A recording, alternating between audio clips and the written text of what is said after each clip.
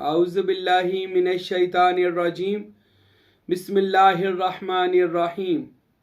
मेरे किसी दोस्त ने सवाल किया था कि हज़रत सुल्तानुल आरफ़ीन सखी सुल्तान बाहू के वज़ाइफ का भी ज़िक्र फरमाएं कि वो वजीफ़े कौन से करते थे। उस दोस्त ने सवाल किया, मैंने उसके बार बार सवाल करने पर कि ये उनको जवाब दे रहा हूँ और ये बता रहा हूँ कि हज़रत सुल्तानुल आरफ़ीन तो वो हस्ती हैं कि जिन्होंने ज़िंदगी में बहुत कम वज़ाइफ किए हैं। ज़्यादा उनका जो तसव्वुर था वो तसव्वुर शेख था, तसव्वुर इसमें मोहम्मद उनका मशगला था और तसव्वुर इसमें अल्लाह ज़ात उनकी मंजिल थी और फना फ़िज़ात ऐन याहू हज़रत सुल्तान बाहू का मुकाम है।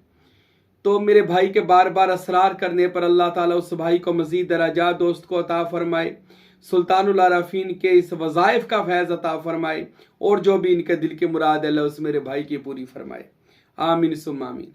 तो हज़रत सुल्तानुल आरफ़ीन के जिन्होंने सारी ज़िंदगी एक ही काम किया, वो कौन सा काम था जो उनको रसूल अल्लाह सल्लल्लाहु अलैहि वसल्लम ने अपनी मजलिस मोहम्मदी में बुलाकर अता फरमाया, और वो था तसव्वुर इसमें अल्लाह ज़ात के ए बाहु सुल्तान अपने कल्ब को अल्लाह के इसम से रोशन कर और अपने बातन को हजूर के बातन में गुम कर और अपना कदम बा कदम मोहम्मद, बदन बा बदन मोहम्मद, जिस्म बा जिस्म मोहम्मद, कल्ब बा कल्ब मोहम्मद, रूह बा रूह मोहम्मद और मुकाम बा मुकाम मोहम्मद और फना फिल मोहम्मद सल्लल्लाहु अलैहि वसल्लम के मर्तबे पर पहुंचा।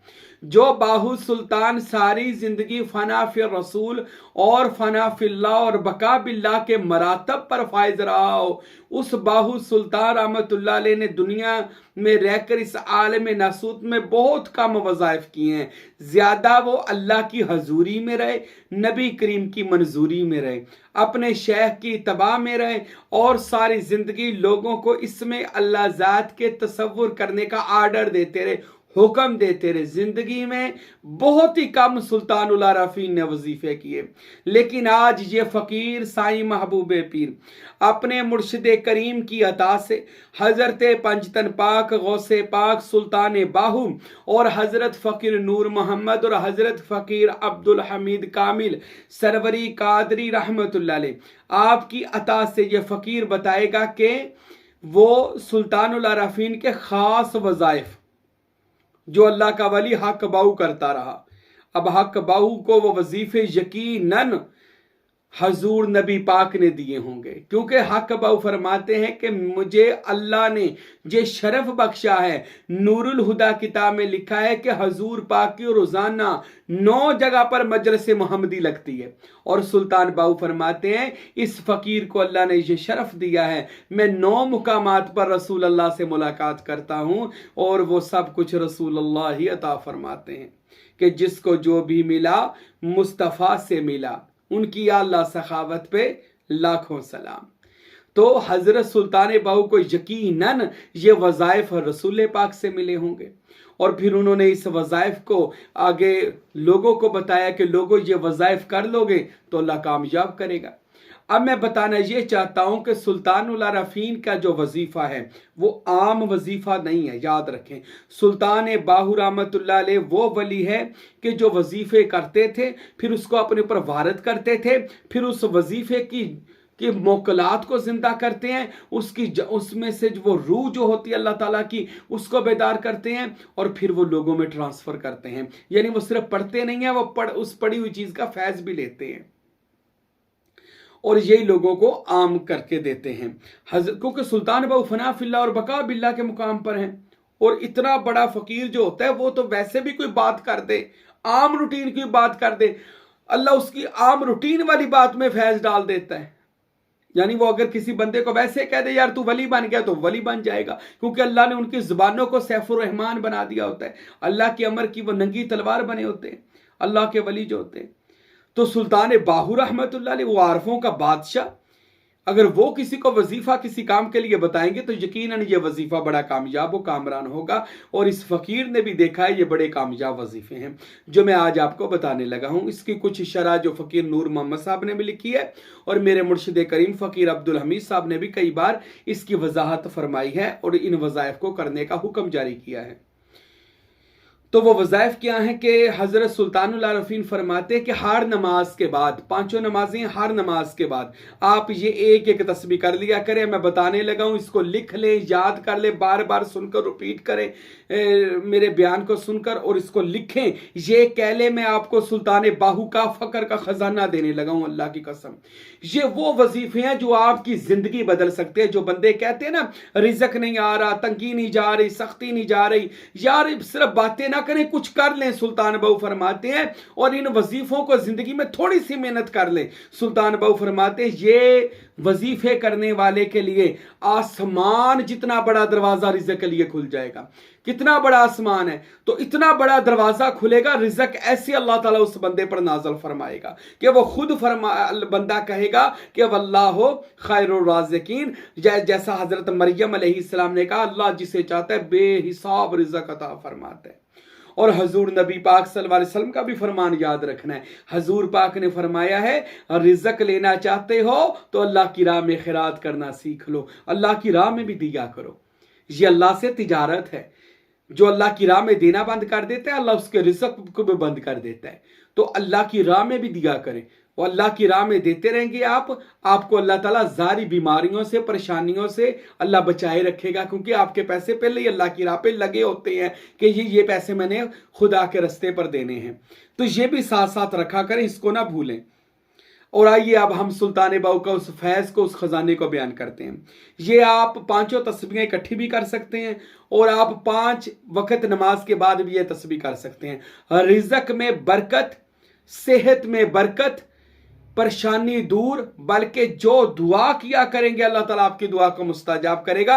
जिस बंदे को दम कर दिया करेंगे, तवज्जो कर दिया करेंगे, वो बंदे का भी काम हो जाया करेगा। इतनी आला ये तस्बीह है जो मैं आपको बताने लगा हूं।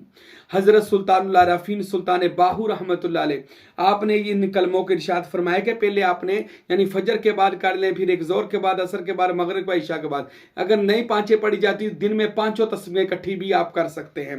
हजरत सुल्तान बाहू रहमतुल्लाह अलैह फरमाते हैं कि तस्बीह कि आपने पूरे एक दाने पे कहना है कि ला इलाहा इल्लल्लाहु मुहम्मदुर रसूलुल्लाह अल्लाह लिल्ला लाहू हु या फताहू। ये पूरा एक दाने पे कहना है। फिर आपने दूसरी तस्बीह करनी है, फिर यही कहना है कि दाने पर ला इलाहा इल्लल्लाहु मुहम्मदुर रसूलुल्लाह अल्लाह लिल्ला लाहू हु या फताहू। यहां पर भी आपने या फताहू दूसरी तस्बीह पर भी यही कहना है। यानी 2 तस्बीहां हो गई। यानी पहली तस्बीह भी यही कहना है, दूसरी तस्बीह भी यही कलमात पढ़ने हैं। फिर आपने एक और तस्बीह करनी है, ला इलाहा इल्लल्लाहु मुहम्मदुर रसूलुल्लाह अल्लाह लिल्ला लाहू हु या कय्यूमु, या कय्यूमु। आपने ये तस्बीह करनी है। फिर आपने एक जो तस्बीह करनी है असर के बाद, मगरिब के बाद, फिर उस पर आपने करना है यही ला इलाहा इल्लल्लाहु मुहम्मदुर रसूलुल्लाह अल्लाह लिल्ला लाहू हु या रहमानु।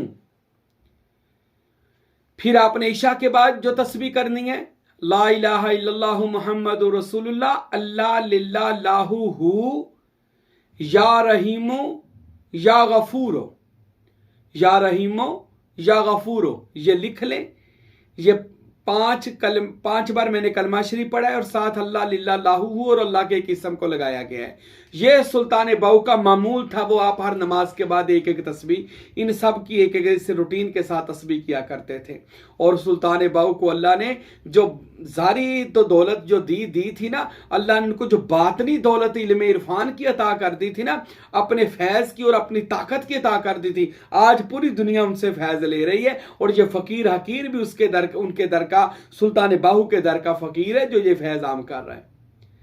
माशाल्लाह, ये तो वो वज़ाइफ हैं जो कुशाश रिज़्क़ के लिए हैं।